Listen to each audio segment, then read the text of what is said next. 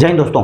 मृतक की पत्नी को दिया 50 लाख का चेक। जी हाँ दोस्तों, और ये फैसिलिटी केवल एक सैनिक या भूतपूर्व सैनिक के लिए नहीं है, यह फैसिलिटी सभी सैनिकों और भूतपूर्व सैनिकों के लिए लागू है, लेकिन all about information and awareness. इसलिए दोस्तों मैं हमेशा कहता हूं कि आपको जागरूक रहना पड़ेगा, आपको जानकारियां हासिल करनी पड़ेगी, उनके बारे में आपको जो आपको फैसिलिटीज मिलती है उनके बारे में आपको जानकारी होनी चाहिए, तभी आप इनका लाभ ले सकते हैं। और आज की यह वीडियो आपके लिए बहुत ही ज्यादा इंपॉर्टेंट होने वाली है, क्योंकि इसमें मैं जो है कवर करने वाला हूं जिन भी डिफेंस पेंशनर्स के एसबीआई में या फिर पंजाब नेशनल बैंक में पेंशन अकाउंट है, तो उनको बैंक क्या क्या फैसिलिटी दे रहे हैं, इवन की 50 लाख 30 लाख के कवर भी दिए जा रहे हैं। ये सारी चीजें कवर करूंगा आज के वीडियो में, इसलिए दोस्तों वीडियो को अंत तक जरूर देखना और इसको आगे शेयर भी जरूर कर देना, ताकि इसका लाभ सभी डिफेंस पेंशनर्स और फैमिली पेंशनर्स को मिल सके। मृतक की पत्नी को दिया 50 लाख का चेक। जी हाँ दोस्तों, ये कोई और नहीं, सेना के एक हवलदार थे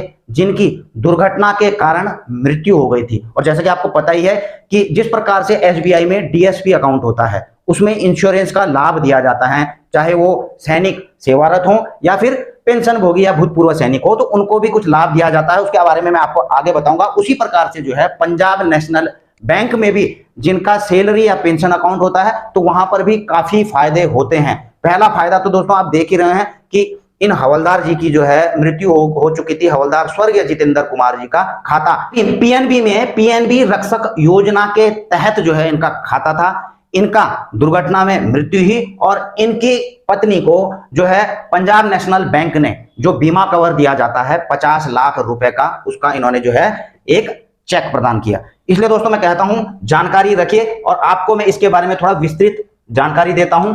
आप ये देखिए, आप जो है ये जो पीएनबी का वेबसाइट मैंने खोल लिया है, क्योंकि कई लोग पूछते रहते हैं कि एसबीआई के अलावा भी जो है अन्य बैंक डिफेंस पेंशनर्स को या डिफेंस के लिए डीएसपी अकाउंट है या नहीं है। तो बता दूं, पंजाब नेशनल बैंक में भी जो है रक्षक प्लस योजना के तहत जो है सैनिकों और भूतपूर्व सैनिकों का अकाउंट रहता है, तो उसमें भी जो है यह फैसिलिटी दी जाती है। और देखिए पीएनबी रक्षक प्लस योजना, इसमें आप देखेंगे तो इसकी पात्रता क्या है, सभी रक्षा कार्मिक यानी रक्षा के सभी तीनों विंग इस योजना के तहत आते हैं, यानी कि आर्मी, एयरफोर्स, नेवी। और इसके अलावा दोस्तों जो पीएनबी रक्षक कवर मिलता है वो बीएसएफ, सीआरपीएफ, जो पैरामिलिट्री फोर्सेज हैं और जो राज्य के पुलिस बल हैं, मेट्रो पुलिस हैं, इनको भी मिलता है। यहाँ पर सारी चीजें लिखी हुई है। रॉ इंटेलिजेंस, तो केंद्रीय जो जांच ब्यूरो है, इसके तहत जो भी कर्मचारी आते हैं तो वो अपना पीएनबी में जो है रक्षक प्लस योजना के अंतर्गत खाता खोल देते हैं। तो आप यहाँ पर देख रहे हैं, इसमें सबसे एक बड़ी बात जो कि भूतपूर्व सैनिकों के लिए है, तो ये सैनिकों के लिए तो है ही इसमें,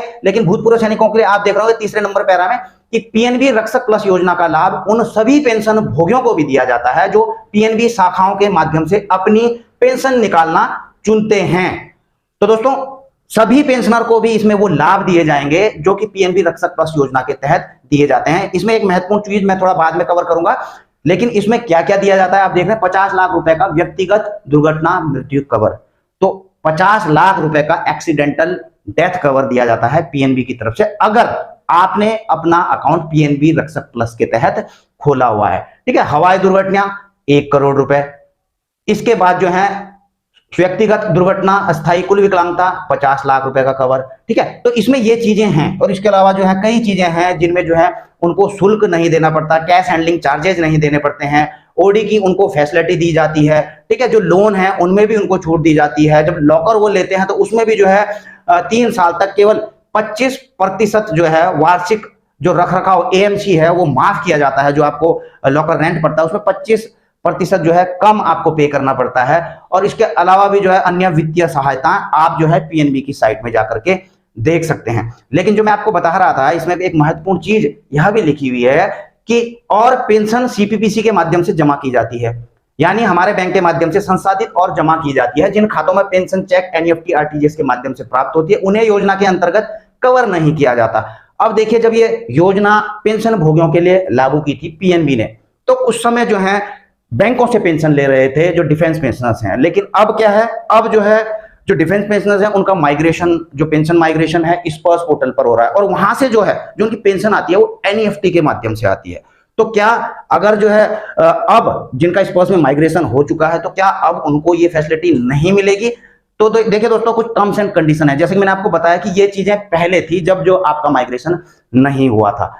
लेकिन अगर आपको इस चीज को कवर करना है, जहां तक मैं समझता हूं, क्योंकि अब जो है इस पर्स में माइग्रेशन हो चुके हैं ज्यादातर डिफेंस पेंशनर्स के, तो हो सकता है इसको बैंक जो है इस वाले क्लाउज को जो आर्म्ड फोर्सेज हैं उनके लिए बदली कर दे। और हालांकि आपको इस चीज का अभी जो प्रेजेंटली क्या स्थिति है उसका क्लेरिफिकेशन लेना है, तो आप जो है एक आरटीआई डाल सकते हैं इसके रिगार्डिंग कि सर हमारा जो है अब इस पर्स में माइग्रेशन हो चुका है, तो क्या हमको जो है यह फैसिलिटी मिलेगी या नहीं मिलेगी। केवल आपका 10 रुपए का खर्चा आता है और आप जो है इसकी पूरी जानकारी जो है ले सकते हैं। और उसी प्रकार से दोस्तों एसबीआई की बात करता हूं मैं आपको।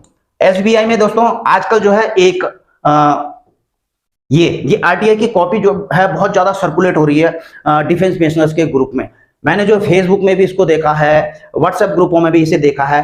और दोस्तों मेरे लिए सबसे बड़ी खुशी की बात यह है कि यह आरटीआई जो है किसी और ने नहीं डाली थी, ये आरटीआई मैंने खुद डाली थी और इसका जवाब मुझे आया था और मैंने इस पर वीडियो भी बनाया था।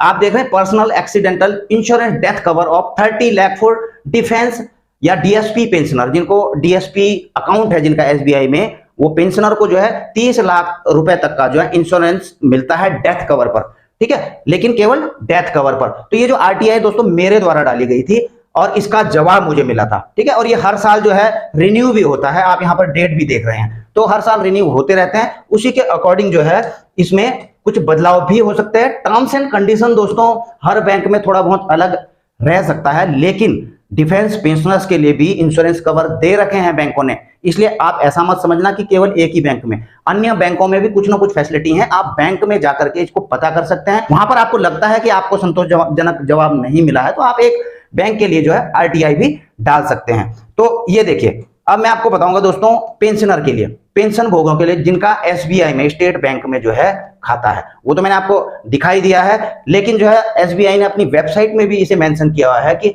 शून्य बैलेंस खाता और भारत के किसी बैंक के एटीएम में निःशुल्क असीमित संख्या में लेन देन, और ये चीज जो है पीएनबी में भी है सेम, ठीक है। सभी बैंकों को 30 लाख रुपए का मानार्थ व्यक्तिगत दुर्घटना बीमा मृत्यु कवर, यानी कि एसबीआई जो है पेंशनर को भी, जो जिनका अकाउंट जो है डीएसपी के तहत है। इसीलिए हम कहते हैं दोस्तों कि आप जो है जिनका डीएसपी पेंशनर के तहत जो है अकाउंट नहीं है, स्कीम आपने चेंज नहीं किया है, तो बैंक में जाइए, अपने डॉक्यूमेंट्स लेकर के, अपना पीपीओ लेकर के जाइए, आधार, पैन और एक बैंक पासबुक की कॉपी ले जाइए, एक एप्लीकेशन वहां पर दीजिए कि मेरा जो है खाता, मेरे खाते में डिफेंस से जो है पेंशन आती है, इसलिए जो है इसका जो है scheme code DSP pension account में बदली कर दिया जाए। तो ये काम दोस्तों जरूर कर लेना। जब आप ये काम कर लेंगे उसके बाद ये सारी चीजें, फैसिलिटी आपको लागू हो जाती हैं।